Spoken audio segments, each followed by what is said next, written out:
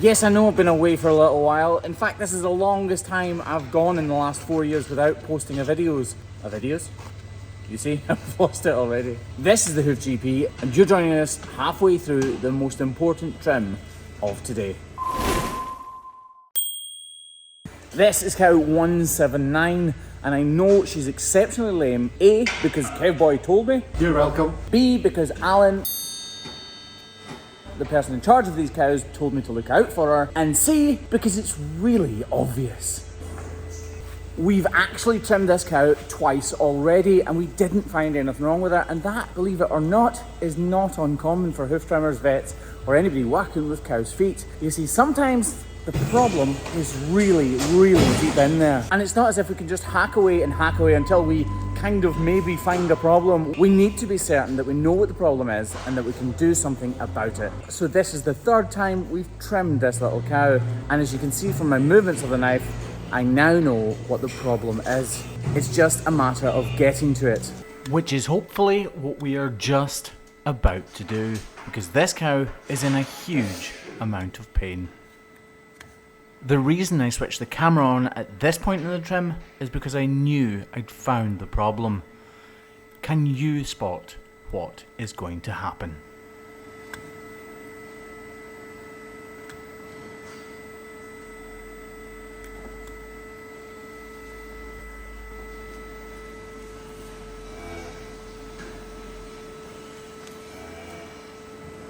We have finally found the problem with this cow's hoof, and I couldn't be happier about it. Alan has done exactly the right thing by representing this cow and treating her with antibiotics and anti-inflammatories because of advice from the vet. And now it's our job to take this trim all the way and make sure she makes a full recovery. Although that being said, there's still a lot to trim.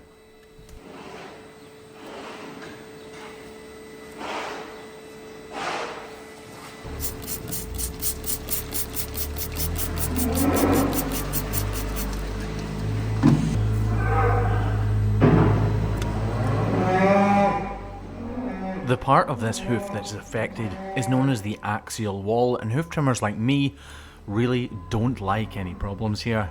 They're extremely hard to fix, and it's notoriously difficult to remove all of the hoof horn required for a full and complete recovery, but that is something I'm going to endeavour to do. I just need to have a little patience.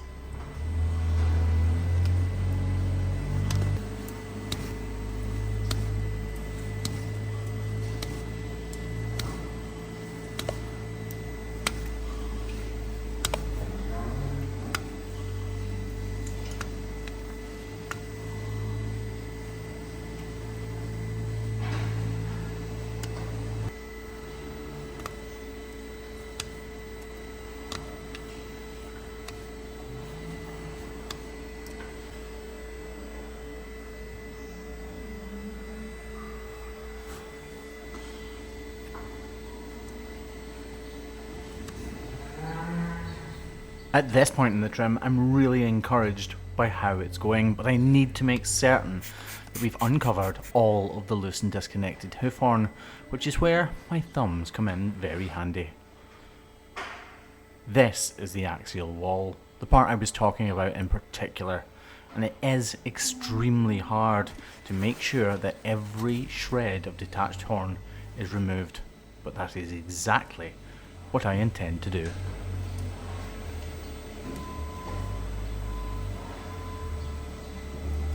I use a mixing tip or nozzle to separate the two digits so that I can work independently on them using the grinder so that I don't inadvertently hit the wrong claw if the cow jumps.